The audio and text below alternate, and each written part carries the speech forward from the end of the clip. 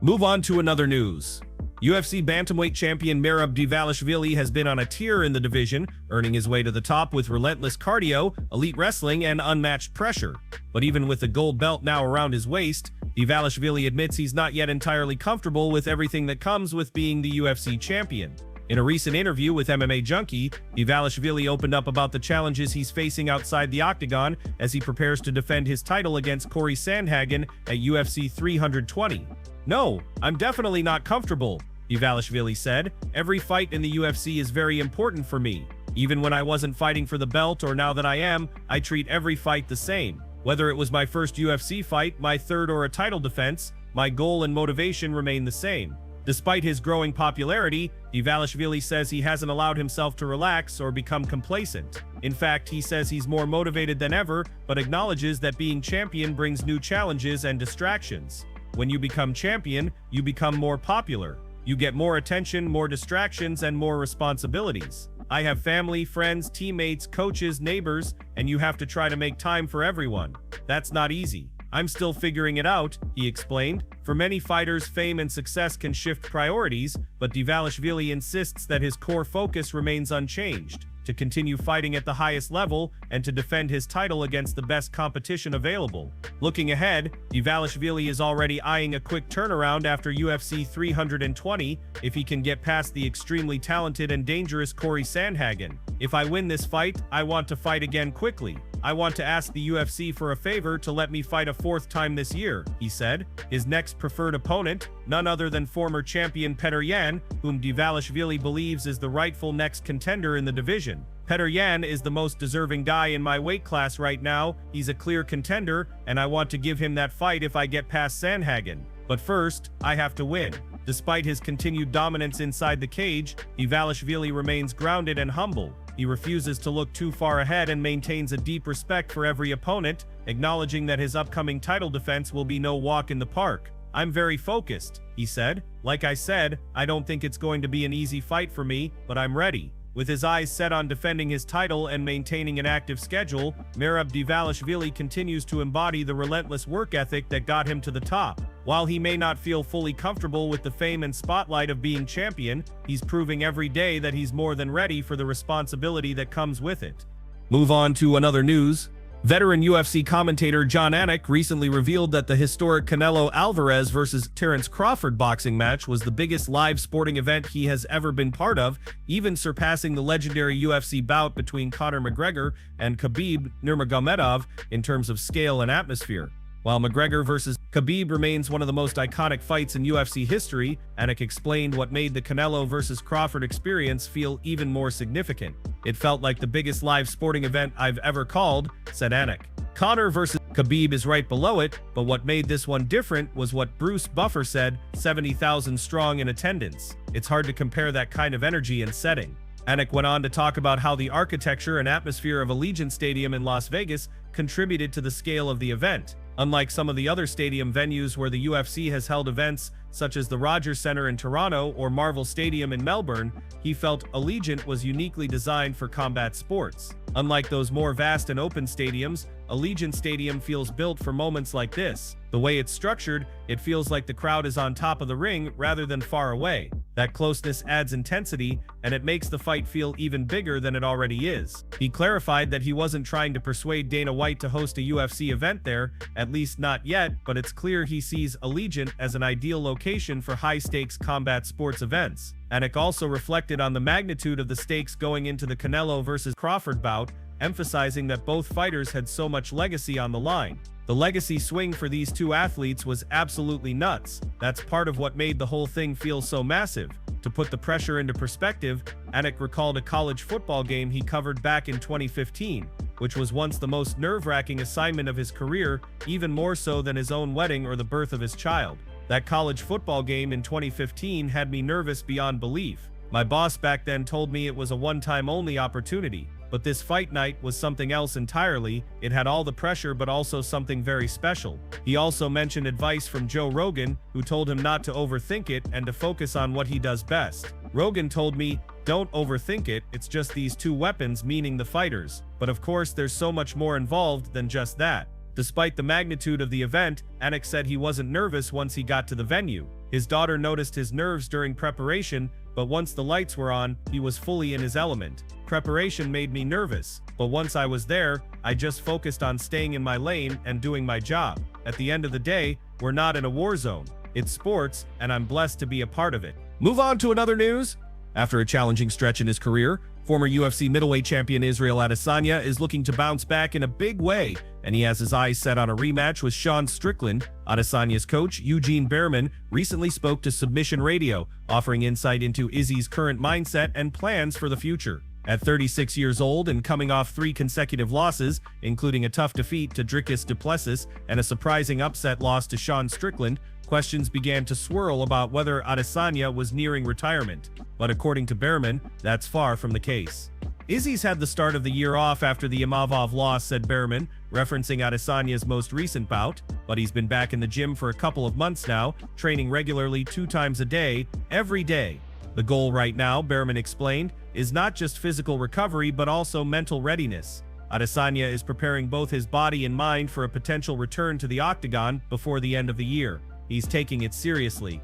He's focused, and right now the priority is to rebuild and prepare for a potential fight later this year, Bareman said. Whether it's December or a bit earlier, he'll be ready.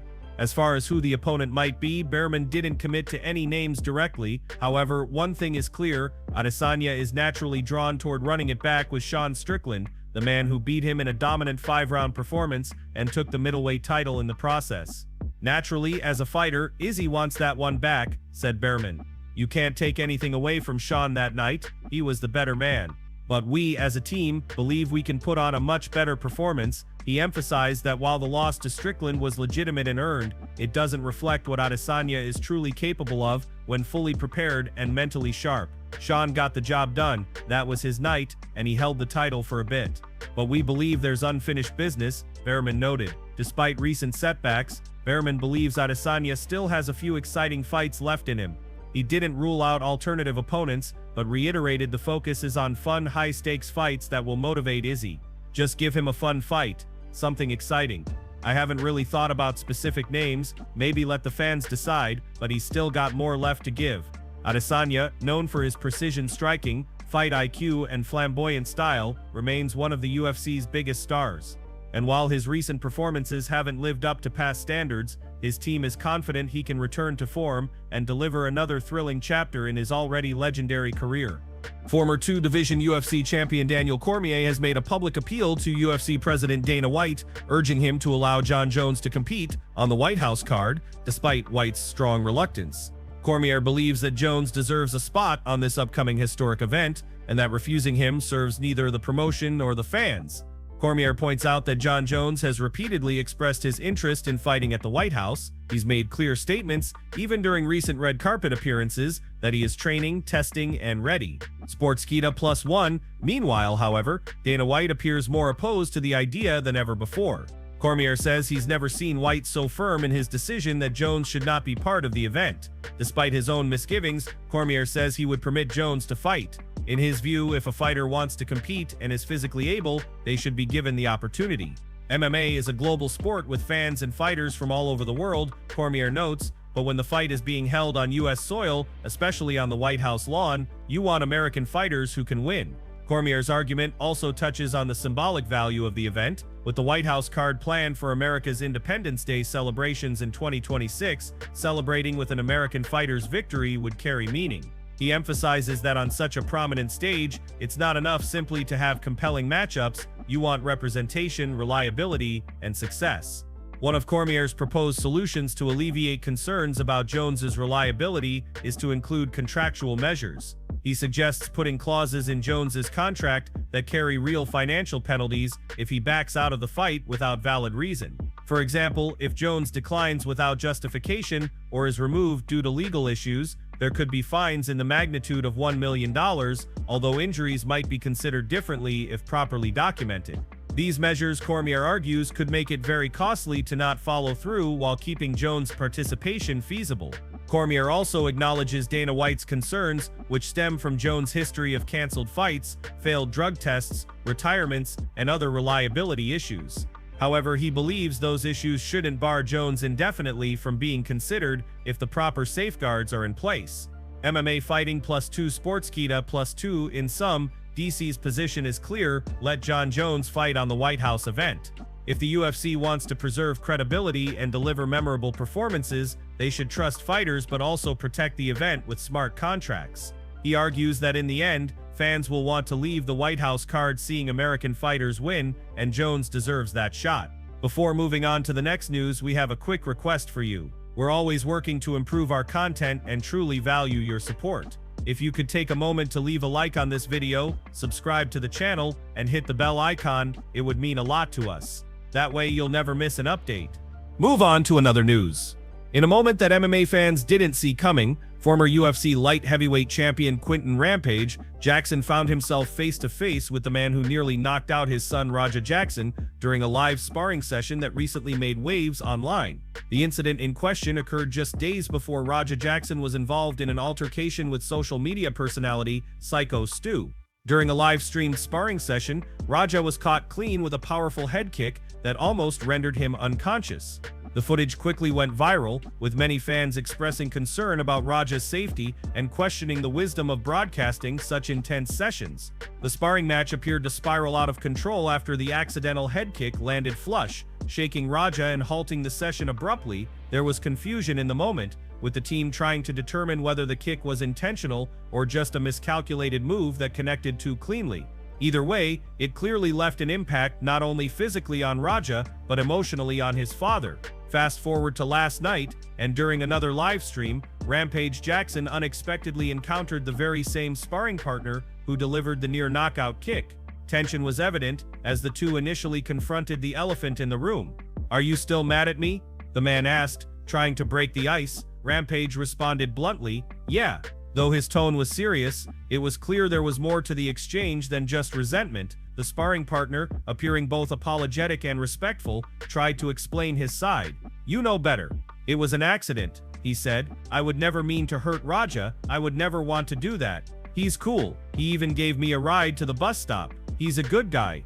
Rampage listened. As a father, it was clear he was protective, but as a fighter and a veteran of countless wars inside the cage, he also understood that mistakes can happen during training, especially in high-intensity sparring sessions. Over time, the mood shifted, and what started as an uncomfortable interaction slowly transformed into a moment of mutual respect. By the end of the conversation, the two shook hands, putting any lingering tension behind them. The moment, though brief, was a solid reminder of the respect and brotherhood that often exists within the MMA community, even when punches or kicks go too far. What this means for Raja Jackson going forward remains to be seen. The young fighter is still navigating the early stages of his career, and moments like these, both in and out of the cage, will shape his growth, mindset, and maturity as a martial artist. As for Rampage, he continues to be a protective yet supportive figure, clearly invested in ensuring his son learns from the best, while staying safe in the process. This exchange served as a powerful reflection of how accountability, humility, and respect can still shine through even in a sport built on combat. Move on to another news. UFC flyweight champion Alexandre Pantoja recently expressed concerns over former lightweight champion Charles Oliveira's quick return to action following his brutal knockout loss to Ilia Topuria on June 28th. Oliveira, a fan favorite and one of the most accomplished fighters in UFC history, is slated to return to the octagon at UFC Rio on October 11th, just over 3 months after suffering a devastating defeat. Pantoja, like many MMA fans and pundits, believes that Oliveira's decision to step back into the cage so soon might not be in his best interest, especially considering his long fighting career, extensive history of damage, and intense weight cuts to make the 155-pound lightweight limit. Speaking on the Overdogs podcast, Pantoja voiced his concerns with candid honesty. He said he believes Oliveira may be compromising his long-term health by continuing to cut significant weight late in his career. "What I think is, maybe the weight cut is too much," Pantoja said. "When you cut too much weight, you need to understand all the water goes from your body, and that includes your brain. If you dry yourself out too much, you make yourself vulnerable." He continued, "I don't like seeing Charles in that position. Maybe he's too heavy now for the lightweight division. Maybe moving up to 170 pounds welterweight would make things easier for him." This opinion isn't unique to Pantoja. Many in the MMA community have wondered whether the Brazilian star, who turns 36 years old in October, might benefit from moving up to the welterweight division. With over 40 professional fights since his debut in 2008, and a fighting style that has seen him absorb significant punishment, there's growing belief that cutting weight to stay in the lightweight division may be doing more harm than good. Despite these concerns, Oliveira has dismissed the criticism regarding his return timeline. Known for his grit, resilience, and love for competition, do Bronx appears eager to fight in front of his home crowd in Rio de Janeiro, regardless of the risks involved. Pantoja weighs in on pound-for-pound rankings. During the same podcast appearance, Pantoja also shared his thoughts on the current UFC pound-for-pound rankings, offering praise for several fighters, while also addressing past frustrations with the ranking system.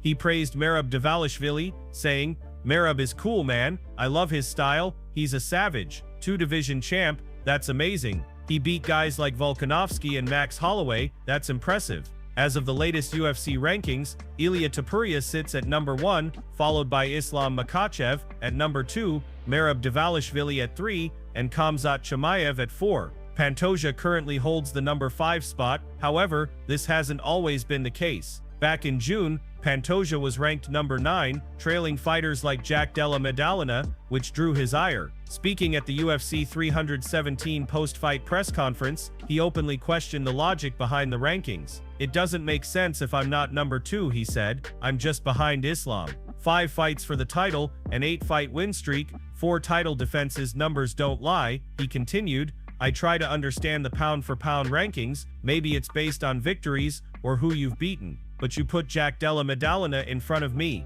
Do I need to beat him just to prove I deserve that spot?" Pantoja's frustration reflects a wider debate about how the UFC constructs its pound-for-pound rankings, often criticized for inconsistency or lack of transparency. Despite this, Pantoja remains focused on continuing to prove himself inside the octagon. Conclusion: Alexandre Pantoja's comments shed light on 2 important storylines in the UFC right now: Charles Oliveira's future and health as he continues fighting through adversity, and the ongoing debate surrounding pound-for-pound rankings in the UFC. While whether Oliveira will consider a move to welterweight remains to be seen, but with support and concern coming from fellow elite fighters like Pantoja, the conversation is becoming harder to ignore. As for Pantoja, he remains one of the most dominant yet overlooked champions in the promotion, and he's made it clear he's not satisfied until the world recognizes his rightful place among the sport's elite.